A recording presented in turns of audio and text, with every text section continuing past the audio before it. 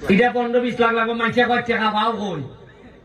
আমি কই আমি যেখান থেকে টাকা রুজি করি বাংলাদেশের বেশিরভাগ মানুষ এইখান থেকে টাকা রুজি করে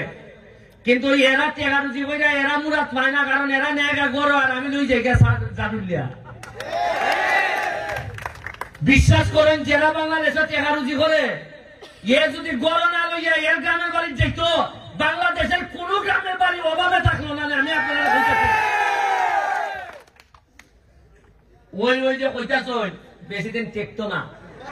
ফেরে টিকতো না আমার ল্যান্ড ক্রুজার গাড়ি তো দেখি বাড়ি আরম্ভ হয়েছে এই রাস্তা খমর বেদনা ধরাই লিব আস্তে শুন যে বড় মজা লাগতেছে নানি এখানে যে এই রাস্তায় যে আপনারা জারুলিয়ার খতলা লোক খাইব আল্লাহ মাহবুদ জানে হ্যাঁ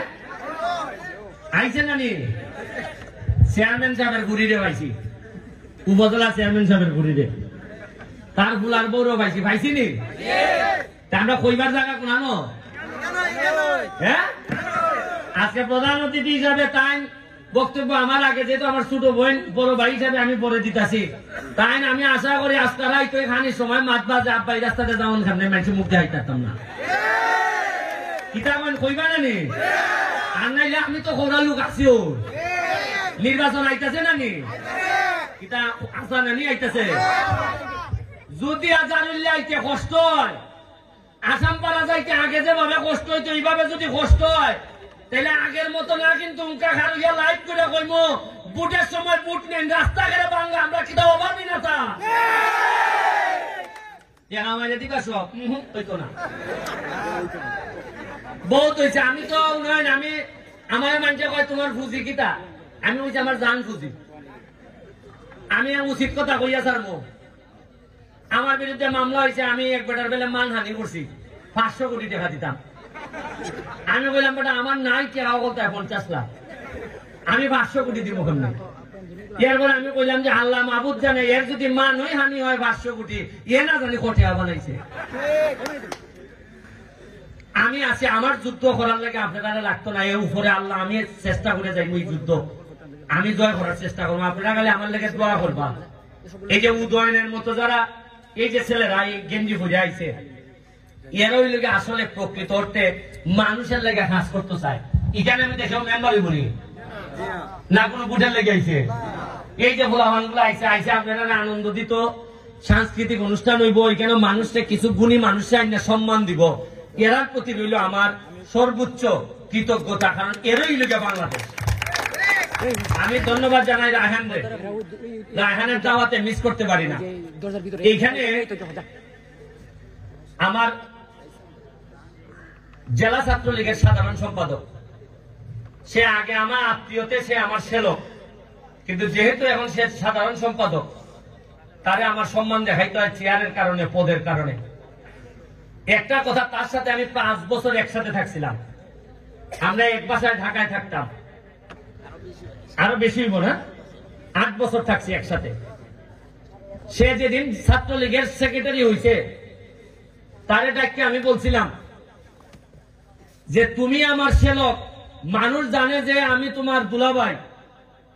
যদি পয়সা লাগে আমি জমি বেচা হইল দিব কিন্তু তুমি কোনদিন মানুষের হক নষ্ট করে এইরকম কাজ আমি জীবিত থাকতে শুনে যেতে চাই না আমি অত্যন্ত কৃতজ্ঞ আমার ওর কাছে ভাই হিসাবে সেলক হিসাবে না যে আমি যেভাবে বলছিলাম এখন পর্যন্ত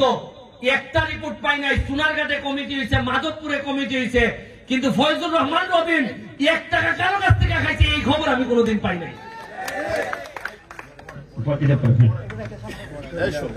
খালি জুসো উঠছি আনছে আঙ্গুর বলছেন আমি খালি জুসো উঠলে আঙ্গুর আনেনি ওই দেশে আপনি চলতা কেমনে সুস্থ মানুষের খেয়েও ফল ফ্রুট খাওয়ায় না যে বেলায় হাসপাতাল থাকে মুখিটা খানি যায় না এই বেলা টিপা বইরা আঙ্গুর আপেল উফেল লই যায় জীবিত থাকতে কেউ সম্মানও দেয় না মরলে কয় পেটাটা বড় বালা আছিল দেব ইটা মাতলে আর রাজ্যে বিঘা ওয়াজের মতো যাইব আপনারা 2-3টা কথা হয়ে শেষ করে নেব আজকে যিনি আমার বোন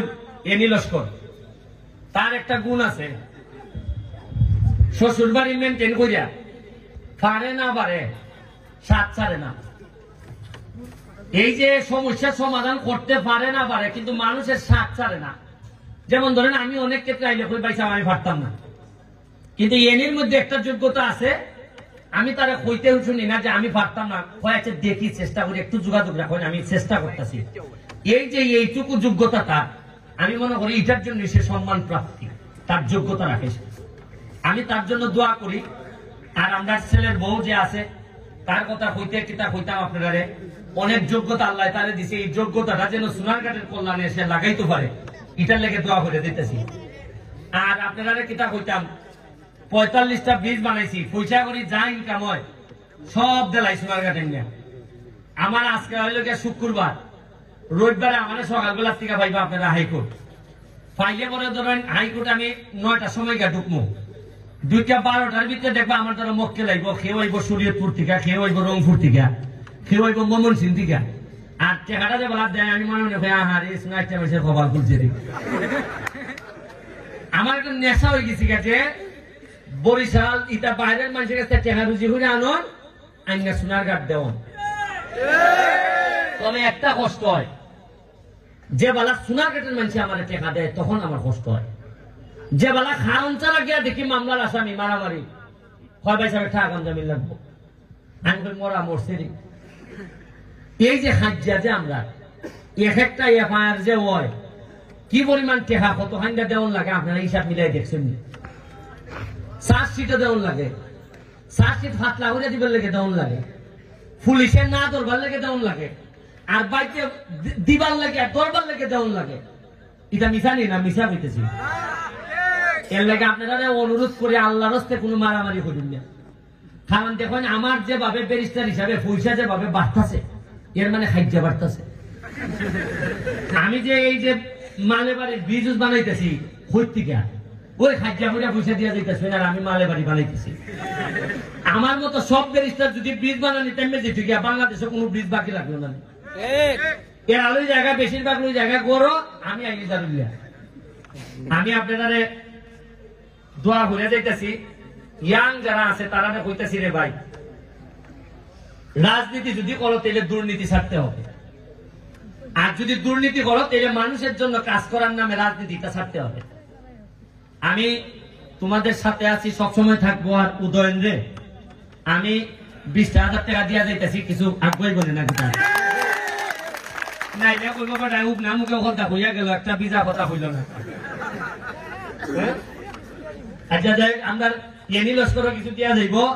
এটা এই ভাই বোনে মিললেই যাক সোনারঘাটটা চলে যাক কথা না কিনা। আমি আপনার লেগে অনেক দোয়া করি, রায়হানের জন্য দোয়া রইল। আমরা চেয়ারম্যান সাহেব তোমার মামা আমার আব্বার খুব খাসের লোক আসলা, আব্বা গালে ওইটা উস্তাদ করে একটা সালাম মারতাম এমনি, এবং ইরাম লম্বা ফিগারের একটা লোক পাওয়ানো মেন। হ্যাঁ টাইম যেহেতু আইসো আসাম পাড়া আর অসুবিধা হইতো না। আবার আমার আরেকজন চেয়ারম্যান সাহেব যদি নৌকার লাগে তাইনের বিরোধিতা করছি,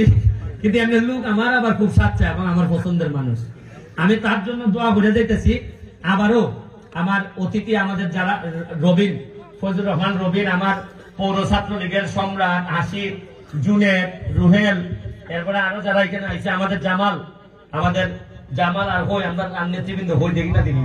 সোহাগ আইসিনি, হ্যাঁ পৌর আওয়ামী লীগের সাংগঠনিক সম্পাদক সোহাগ সহ যে সবাই শুভেচ্ছা এবং অভিনন্দন জানাইয়া দোয়া করবার। যদি বাচ্চা থাকি আপনারা কথা দিয়া যাইতেছি, যদি বাচ্চা থাকি এমপি মন্ত্রীর চিন্তা বাদ দেন,